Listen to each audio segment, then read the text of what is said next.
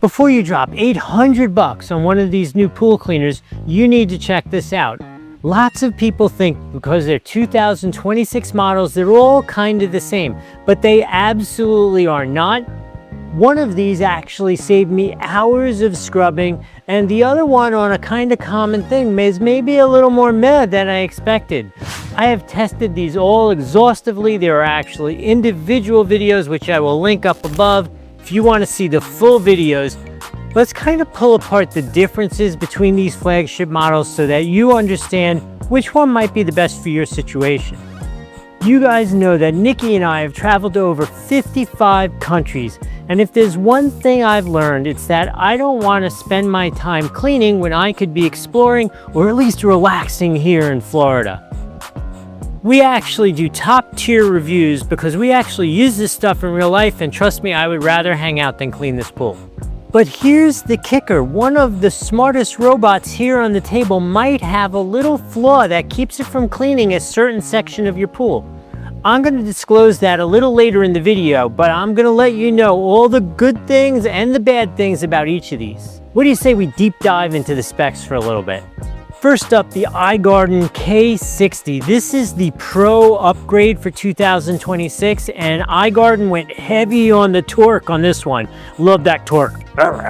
More power, right? This thing features a dual drive brushless motor system pushing out 180 watts of power. Filtration wise, it's rocking a 180 micrometer fine filter basket.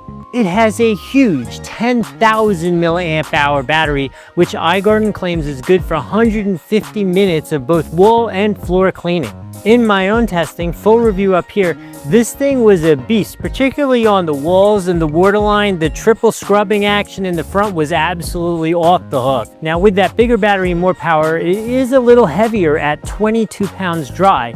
So you need to keep that in mind if you aren't looking for a little bit of workout while you're around your pool. The coverage was incredible. I'm telling you, this thing was like a mountain climber. It went up and down, everything. The only thing I did notice is the one area where I think it might be a little bit of a weak point was when it would crest the seats. It didn't always cross over and go up again. I mean, it definitely did it enough to cover everything, but it was definitely not like religiously came up, went over the seat and went up the wall again. Sometimes it just like got to the top of the seat and kind of thought that was the end of the wall. But overall was an absolutely amazing experience and a great workhorse. Next up, the heavyweight in the world of marketing, the Aiper Scuba V3. Aiper has been the buzz of the town for many years now, like the standard first word that comes out of everybody's mouth, and for a good reason. They've built some amazing stuff. This V3 is definitely the most refined version yet, but is it enough to keep it the IT brand with all of this going on now? They've absolutely slimmed it down, right? They've moved away from some of those bigger, clunkier things to a much smaller, much more efficient unit. The flow rate is technically a little higher than even the iGarden at 92 gallons per minute. In terms of big tech, this now has WavePath Navigation 3.0, which uses sonic sensors to map the pool in 3D. Charging is also a game changer on this because this accepts 65 watt high speed charging, so you could get a full charge out of this in just 90 minutes and have it ready to go. So this Aiper Scuba V3 is easily the smartest of the bunch. It doesn't just wander around. It literally maps and thinks about what it's gonna do. I actually, for the first time ever, threw some dirt in the pool because I wanted to see. It has the ability to actually see the dirt and turn and direct and go clean it and then go back on what it was wild, and it worked perfectly. First time I ever put dirt in the pool. It was a good thing Nikki was on a trip, but I was able to do that, and I was stunned at how well it worked. Now, I did mention at about the 30-second mark that one of these had a little bit of a flaw where it might miss some certain areas. So I didn't have this happen to myself, but in my research, I did find a couple people saying that those ultrasonic sensors can be blinded by heavy bubbles in the water and stuff. So as an example, if you look at the bottom of the waterfall there, as it turns and goes up the wall, there's like a wall of bubbles under the water. And I have seen people say that their unit was blinded and like didn't go all the way up the wall into those bubbles. If you watch the review, up here is the link, you'll see this thing cranked up the wall. They're actually really cool videos of it under the waterfall, scrubbing the waterline. So I had none of that experience, but that is something that, in fairness, I have to bring it to your attention. But in my real world testing, it went straight up under that waterfall, and it was like actually really cool footage. I really like that. So let's finish up the conversation with this Gosvor Litevac G1. Now, don't get thrown off by the light name. That light is really not about the equipment in it. It is just they focused on making it a lightweight piece of equipment that's super efficient, that focuses on efficiency, and a big old basket in there to collect a lot of debris for you. Technically speaking, this thing only weighs 14 pounds. I'm telling you, this is incredibly light, which is a really nice feature. It is much easier to work with.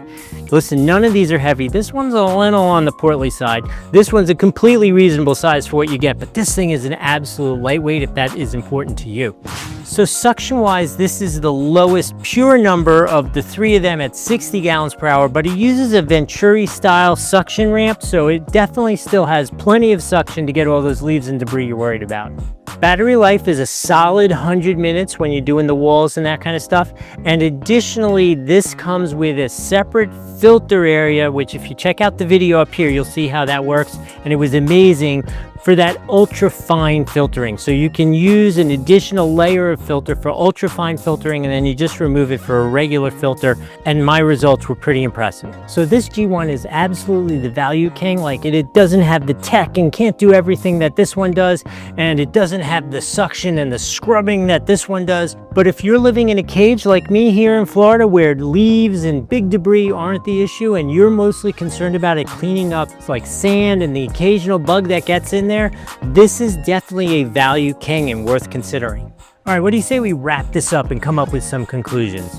So if you have an open pool and maybe you're up north where there's change of leaves and change of seasons and you get a lot of debris in your pool, maybe there's a lot of debris at the waterline that really needs to be scrubbed, I think the iGarden is the king if you're looking for an absolute scrubbing workhorse.